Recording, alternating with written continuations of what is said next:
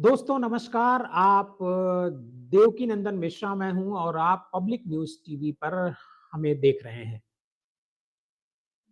आज हम दिल्ली चुनाव की बात करते हैं। दिल्ली में विधानसभा के चुनाव हो रहे हैं और इधर 10 साल के भीतर इससे पहले जो 2 चुनाव हो चुके हैं, ये पहला चुनाव ऐसा है जिसमें जो दिल्ली के मुख्यमंत्री रहे हैं, अरविंद केजरीवाल थोड़ा हिले हुए नजर आ रहे हैं। आखिर ऐसा क्या है कि अरविंद केजरीवाल इस चुनाव में डरे हुए हैं? उन्हें डर बीजेपी का है या फिर उन्हें कांग्रेस से डर है? ये दो बड़े सवाल हैं। आज के इस प्रोग्राम में हम इसी पर चर्चा करेंगे और हम आपको बताएंगे कि आखिर अरविंद केजरीवाल की मुश्किल क्या है? क्यों वो रोज नए-नए ऐलान कर रहे हैं?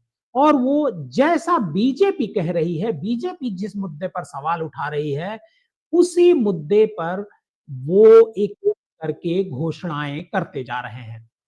अभी बीजेपी उनसे सवाल कर रही थी कि आखिर आप जो है इमामों को अगर सैलरी दे रहे हैं, तो दिल्ली के पुजारियों और ग्रंथियों को सैलरी क्यों नहीं दे रहे हैं? बीजेपी का ये सवाल लगता है केजरीवाल को चुभ गया और केजरीवाल ने आज ग्रंथियों को और पुजारियों को 18,000 रुपए महीने देने की घोषणा कर दी। मतलब जब वो अगली बार सरकार में आएंगे तो जो गुरुद्वारे के ग्रंथी होंगे, जितने मंदिर होंगे, उनके जो पुजारी होंगे, उन्हें 18,000 रुपए मिलेंगे। लेकिन एक बड़ा सवाल यहां यह भी उठ रहा है कि केजरीवाल का इस ऐलान से जो दिल्ली में इमामों के प्रदर्शन से क्या कोई ताल्लुक है? आपको बता दें कि कुछ दिन से दिल्ली के वक्फ बोर्ड के इमाम केजरीवाल के घर के बाहर प्रदर्शन कर रहे हैं।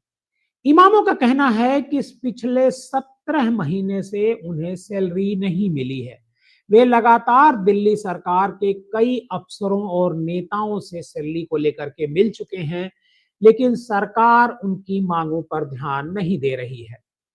ऑल इंडिया इमाम संगठन के जो अध्यक्ष हैं रसीदी, उन्होंने साफ तौर पर कहा कि अगर इमामों की सैलरी को लेकर उनके सवालों का जवाब नहीं मिलता है, तो वे केजरीवाल के आवास के बाहर धरने पर बैठ जाएंगे।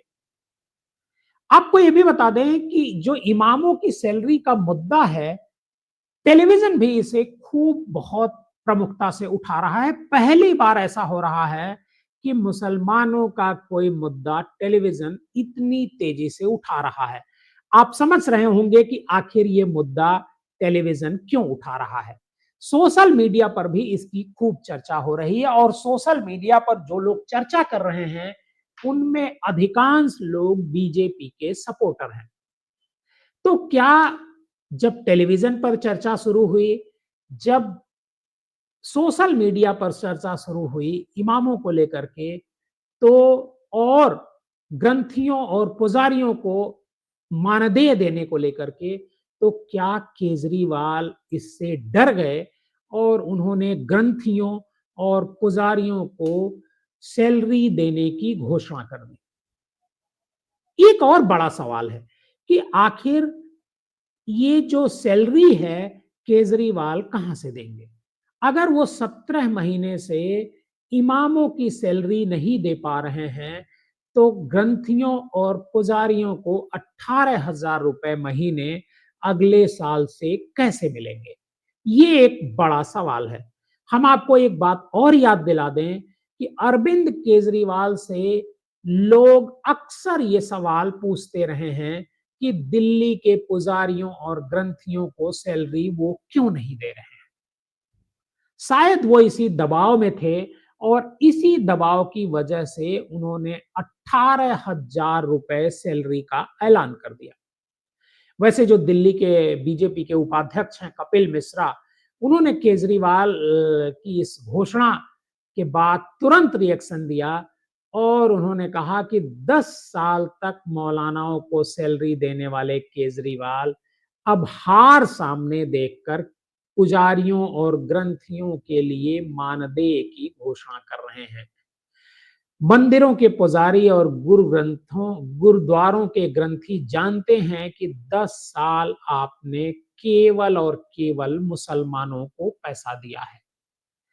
इसके साथ ही ये भी हम आपको बता दें कि केजरीवाल की जो फ्री बीज स्कीम है, उस स्कीम के बदौलत क्या एक बार फिर वो लौटेंगे?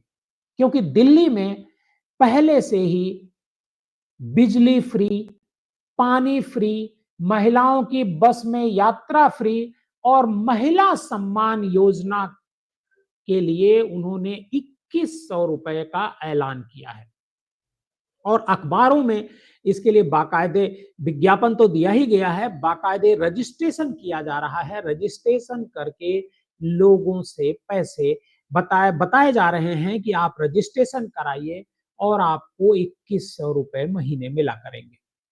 बहुत सारी महिलाओं ने रजिस्ट्रेशन भी इसमें कराया है। खबर है कि करीब 24 लाख से ज्यादा महिलाओं ने अब तक इसमें रजिस्ट्रेशन करा लिया है, जो महिला सम्मान योजना है, जिसमें 2100 रुपए उन्हें मिलेंगे। इसके साथ साथ एक जो संजीवनी योजना है, उसमें भी दिल्ली के सभी अस्पतालों में 60 साल से ज्यादा उम्र के बुजुर्गों को इलाज मुफ्त में देने का वादा किया गया है। सवाल यह है कि आखिर इतने सारे मुफ्त के वादे केजरीवाल की तरफ से क्यों किए जा रहे हैं? क्या केजरीवाल इस बार थोड़ा डरे हुए हैं और उन्हें लगता है कि उनकी सरकार इस बार नहीं बन पाएगी? क्योंकि जिस तरीके से कांग्रेस एग्रेसिव होकर के चुनाव लड़ रही है, केजरीवाल के लिए यह एक मुश्किल का दौर है। आपको हमारी ये रिपोर्ट कैसी लगी? हमें कमेंट बॉक्स में जाकर जरूर बताइएगा।